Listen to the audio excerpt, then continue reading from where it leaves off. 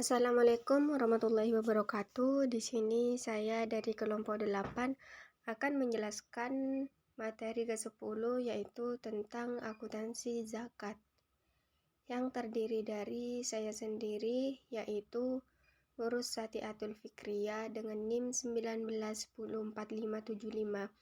dan teman saya Selvian Jarsari dengan NIM 19104498. Untuk mempersingkat waktu, saya akan menjelaskan tentang pengertian zakat.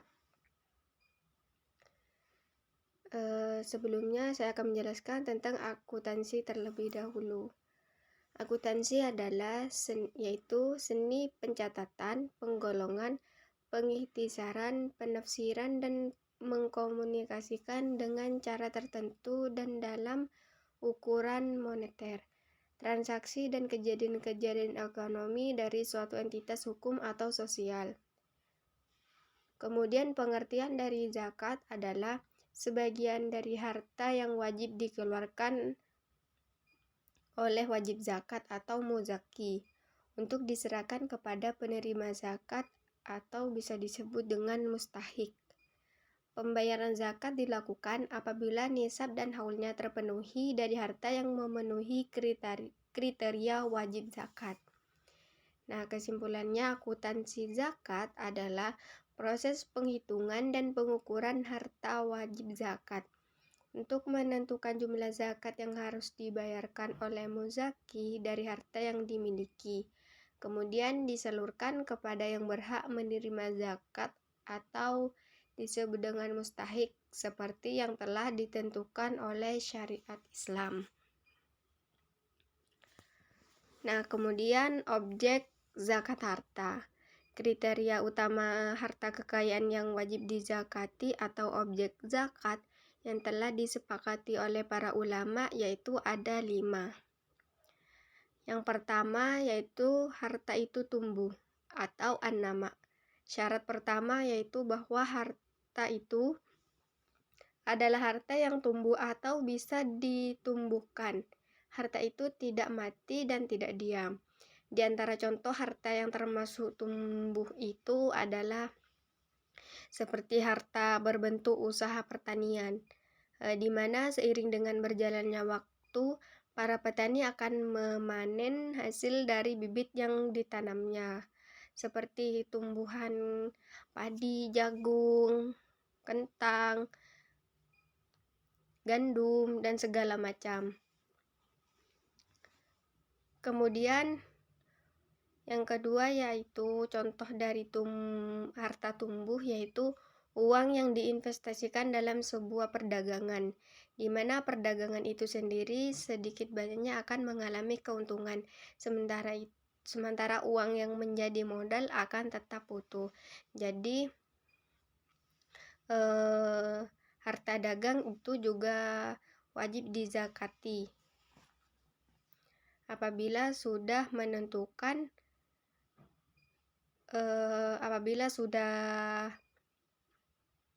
dikatakan wajib zakat, maka pedagang itu harus wajib zakat. Kemudian yang selanjutnya, harta yang dimiliki oleh seorang peternak, di mana awalnya dia memiliki seekor anak sapi, kemudian dipelihara sedemikian rupa sehingga sapi tersebut tumbuh menjadi sapi dewasa. Jadi harta ternak seperti sapi, seperti kerbau, kambing itu juga ada zakatnya. Kemudian yang kedua yaitu harta itu dimiliki secara sempurna atau al-milkut ta'am. Arti dari al-milkut ta'am yaitu meskipun suatu harta kekayaan sudah nisab zakat, tetapi ia merupakan titipan orang lain, maka tidaklah wajib untuk dizakati. Yang ketiga, harta itu memenuhi jumlah standar minimal atau nisab. Masing-masing kekayaan wajib zakat memiliki nisab atau kadar dari sebuah kekayaan yang wajib dikeluarkan zakatnya. Yang keempat, harta itu telah dimiliki untuk jangka waktu tertentu atau haul. Haul adalah tempo yang dilalui oleh suatu objek zakat untuk wajibnya dikeluarkan zakat tersebut. Haul zakat adalah selama 12 bulan Komariah atau Hijriyah, dan jumlahnya setelah setahun itu masih sesuai nisabnya atau lebih. Kalau ternyata nisab objek zakat tidak sampai haul, maka tidak wajib zakat. Jadi zakat itu juga ada ketentuan. Jika sudah memenuhi nisab, maka orang tersebut harus wajib membayar zakat, seperti itu. Kemudian yang kelima yaitu harta itu telah melebihi kebutuhan dasar. Artinya zakat yang dikeluarkan dari harta seseorang adalah harta kekayaan yang merupakan kekayaan bersih, yaitu telah dikurangi kebutuhan sehari-hari ditambah utang piutang. Sisanya jika memenuhi nisab dan sampai haul bilangan 1 tahun barulah dizakati.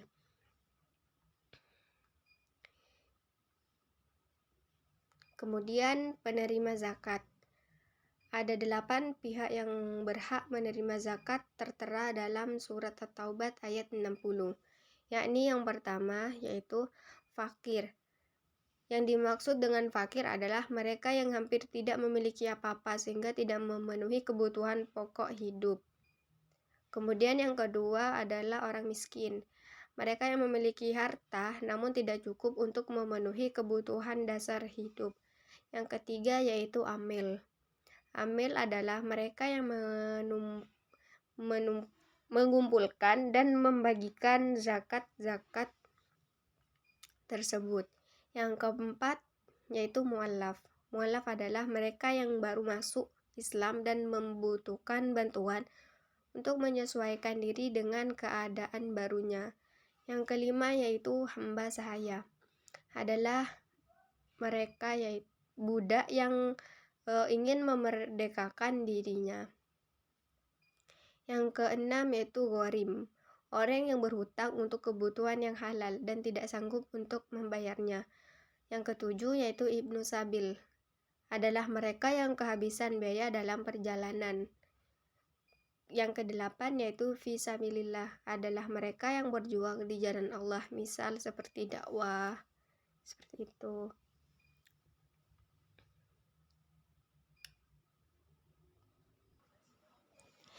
Yang selanjutnya yaitu hikmah zakat.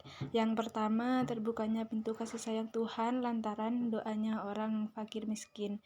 Yang kedua yaitu zakat adalah salah satu amal mulia karena di dalamnya mengandung solusi 4 perkara mukmin. Hal tersebut sebagaimana sabda Rasulullah Shallallahu Alaihi Wasallam yang mana amal yang paling mulia adalah menebar kebahagiaan kepada mukmin dengan menutupi aurat mereka, atau memberi pakaian sandang, atau menghilangkan rasa lapar mereka, atau menunaikan kebutuhan mereka. Yang selanjutnya yaitu zakat merupakan salah satu wasilah untuk menghilangkan sifat kikir seorang muslim. Sebagaimana diketahui bersama, cinta harta yang berlebihan, pelit terhadap sesama dapat menimbulkan mudarat atau kerusakan pada seseorang. Yang selanjutnya yaitu zakat merupakan salah satu upaya pencegahan atas kejahatan. Di antaranya sebab munculnya kejahatan adalah kemiskinan yang menjerat kehidupan seseorang. Dan yang